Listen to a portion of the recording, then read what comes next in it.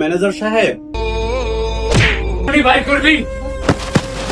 ও no, ভাই কর টাকা, টাকা কই আছো?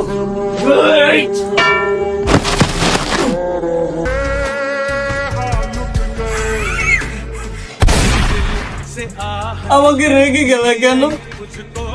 তুমি আমার সাথে এরকমটা কেন করো? আমাকে তোমার সাথে নিয়ে যাও, আর ছেলের মার খেতে হচ্ছে।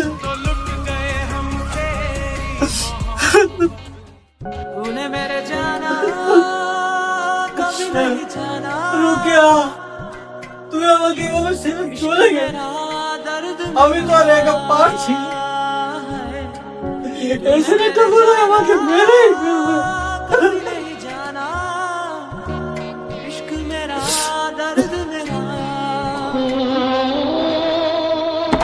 বাবা, বাবা, ঘরের অবস্থা কেন? বাবা,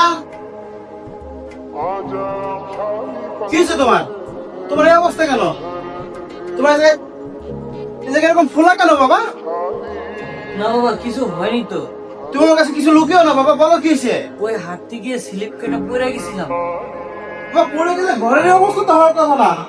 আমার কাছে লুকিও না বাবা, এটা শুভর কাজ, তাই না বাবা? বাবা তোমাকে হাতও তুলেছে।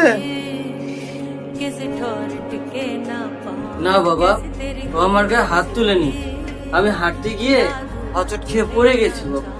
আমি সব বুঝতে পেরেছি বাবা, আমাকে আর বলা লাগবে না।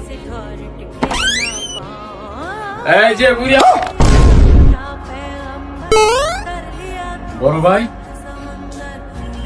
তুমি আইছো? বড় ভাই, পকেট বড় গরম, আমার কিছু টাকার দরকার, টাকা দাও। হ্যাঁ, টাকা দাও। এই তোর লজ্জা করে না যে বাবা আমাদেরকে এত কষ্ট করে মানুষ করলো, মায়ের মৃত্যুর পরে যে আমাদেরকে আগলে রাখলো, তুই নেশা 8 টাকার জন্য সেই বাবার গায়ে হাত তুললি? তুই শুভ, তুই কতটা নিচে নামছিস? এ আপন, বেশি জ্ঞান দিবি না। তুই তো শহরে গিয়ে খুব ভালো আছিস, আর এই বুড়োরে প্রত্যেক মাসে মাসে টাকা দেস। সেই টাকা লুকিয়ে রাখে, আমার 1 টাকাও দেয় না।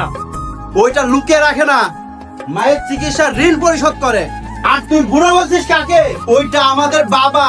তুই তো নেশা করে নিজের বিবেক বুদ্ধি সব বিক্রি করে দিছিস। বাস বাস, আর জ্ঞান দিতে হবে না। তুমি বড় ভাই,